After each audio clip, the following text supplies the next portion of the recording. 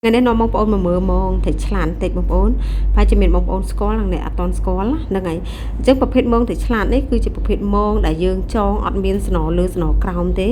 ចាហើយជាប្រភេទមងដែលមានសាច់3ជាន់ហើយសម្រាប់មងនេះគឺយើងភិកច្រើនគឺតម្រូវដាក់ត្រីឆ្លាតតែម្ដងអញ្ចឹងអត់មានកន្លះតូចទេណាបងប្អូនចាអាចមានចាប់ពីកន្លះ4កន្លះកន្លះ4 4កន្លះកន្លះ5អញ្ចឹងណាបងប្អូន5កន្លះ6អញ្ចឹងចា7អញ្ចឹងណាចាអត់មានកន្លះតូចទេអញ្ចឹងបញ្ជាក់ជូនណាហើយជាប្រភេទមងដែលអត់មានជើងសណនេះបងប្អូនឃើញចងអានងខ្សែនេះខ្សែដូចខ្សែគោទូទូអញ្ចឹងហ្នឹងហើយខ្សែអញ្ចឹងហើយអត់មានសណទេអញ្ចឹងបញ្ជាក់ជូនណាហើយសម្រាប់មងនេះមានសាច់វា3ស្រទាប់សម្រាប់មងនេះគឺយើងក្រាលលើទឹកចាយើងដាក់អាស័យក្រាលណាដាក់អាស័យហ្នឹងហើយអញ្ចឹងមងនេះគេហៅមងក្រាលត្រីឆ្លាតអញ្ចឹងបើបងប្អូនណាដែលគាត់មានតម្រូវការជាមួយមងហ្នឹងគាត់អាចដាក់ធ្វើការកម្មងបាននៅកន្លែងខ្ញុំមានចាប៉ុន្តែបើបងប្អូនដែលអត់ដែរប្រើឬក៏អត់ស្គាល់ចាគាត់អត់ចេះប្រើហ្នឹងពិបាកបន្តិចតែបើអ្នកដែលគាត់ធ្លាប់ស្គាល់ធ្លាប់ប្រើប្រាស់ហើយចឹងគាត់ត្រូវការកម្មងអីនឹងអាចឆាត់កម្មងបានចាຂະຫນាត់ហ្នឹងមានហើយកម្ពស់1ម៉ែត្រកន្លះប្រោយវា50ម៉ែត្រចា